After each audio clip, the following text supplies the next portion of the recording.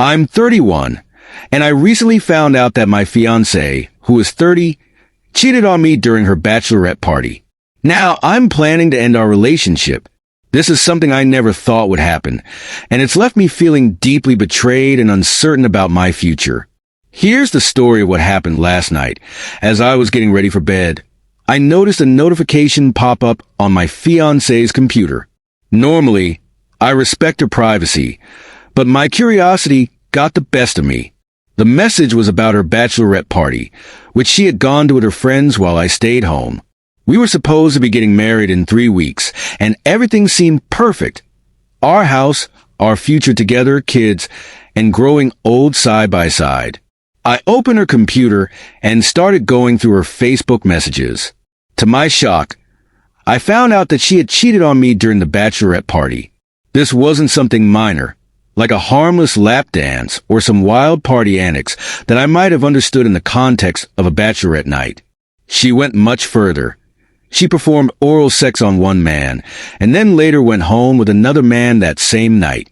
Through her messages, I saw conversations with her friends about the party. They described the events in detail, laughing about it like it was no big deal, just a normal part of the celebration. The messages with one of the men involved were brief, just a nice to meet you, had a good time type of exchange. But the context was clear. It seemed like a one-night thing, but it was still devastating to discover. I spent the whole night going through her messages, unable to sleep, feeling completely betrayed and heartbroken. In the morning, I went outside for a smoke to clear my head.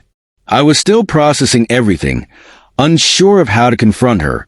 About 15 to 20 minutes later, she woke up and noticed I hadn't gone to bed.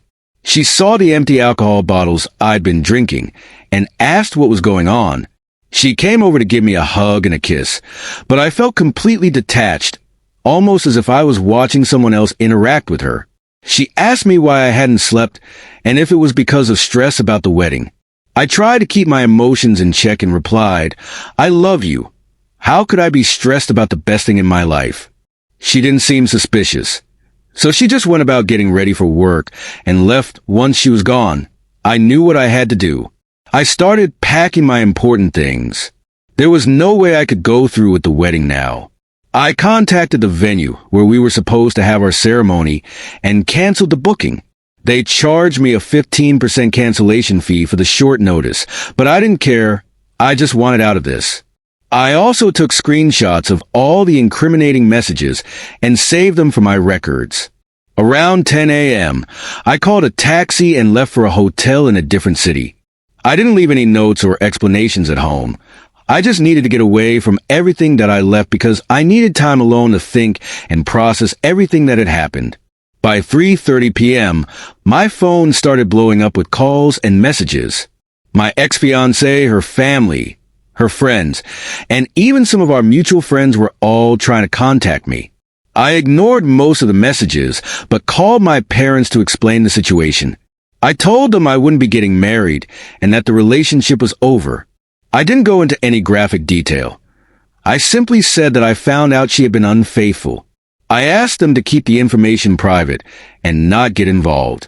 Later that day, my father called me back to say that my ex-fiancée was hysterical and completely breaking down. She claimed she didn't understand why I had disappeared. I told my dad to stay out of it and reiterated that I needed space. I then turned off my phone to avoid any further contact. Through the messages I had read earlier, I discovered that her sister had known about the cheating. In fact, her sister had even encouraged her behavior, laughing about it and saying things like, "It's a bachelorette party. This is your last night to go all out." This added another layer of betrayal. It was clear that even her closest circle had normalized and supported her actions now. I'm sitting alone in a hotel room, trying to figure out my next steps. I feel devastated, betrayed, and heartbroken. All the plans we made together, our wedding, our future, our family, are now gone. I don't know what comes next, but I know that I can't marry someone who betrayed my trust in such a significant way. It feels like I've been dodging metaphorical bullets, much like in that iconic scene from The Matrix. Instead of bullets, however, I've been dodging an unfaithful wife, endless fights, and a heavy period of depression. Despite the pain, I do feel better now knowing that my life will improve. Unfortunately, my ex-fiancé is broken down and is begging me to take her back.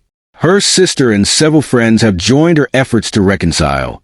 Yesterday, my phone was inundated with calls and messages from her family and friends. It was overwhelming, but I had a gut feeling she would try to come up with some sort of excuse. The apology. When I finally picked up, I heard her voice trembling, clearly distressed and sounding like she had been crying nonstop. She begged me to come back and insisted that everything was a misunderstanding. She claimed that I had misinterpreted the situation because I had only seen part of the evidence. She repeatedly said she loved me and accused me of making an irrational decision by leaving her throughout the entire call. I remained distant, offering short and cold replies. Eventually, I told her to explain everything, but she insisted I misunderstood and begged me to return home. After hearing this, I told her to call me back in 10 minutes and check her messenger. Once I hung up, I sent her a series of screenshots that captured the crucial parts of the conversation that revealed her betrayal. Within 2 minutes of sending them, she called me back, crying hysterically. She apologized profusely, claiming she couldn't imagine life without me. She even said she felt like ending her life over losing me. Then, in between her sobs, she confessed that she had been pressured by her sister and friends to have fun one last time before marriage. They believed she needed to let loose before committing to a lifetime with me. Throughout her crying, I stayed silent, occasionally responding with a simple, "Okay." This only made her cry harder. In her desperation, she made wild offers, saying I could sleep with other women to get back at her, or that she would publicly confess her mistakes to everyone if it meant I would take her back. I told her I didn't need to sleep with anyone else because when I chose to love her, she became the only woman I needed. I emphasized that I never needed validation elsewhere, as the best part of my life was supposed to be her, waiting at home for me. Her crying intensified, and she begged even harder. I then told her that if she wanted me to even consider forgiving her, she needed to come clean to her family and admit what she had done. She started to say something in response, but I hung up not long after. Her father called me. He apologized for his daughter's behavior and said he and his wife had been informed of the situation. He told me he was deeply sorry and understood how I felt. He added that he hadn't raised his daughter to act this way. Then, his wife took the phone and told me that their daughter had never been his. Devastated, I politely thanked her for her opinion, said goodbye, and ended the call. Shortly after, my ex-fiancée called again. She told me she had done what I asked. She had confessed to her parents and sent messages to our mutual friends explaining what happened. She apologized repeatedly over the phone, crying the entire time. I stayed quiet, but after a while, I told her not to cry anymore.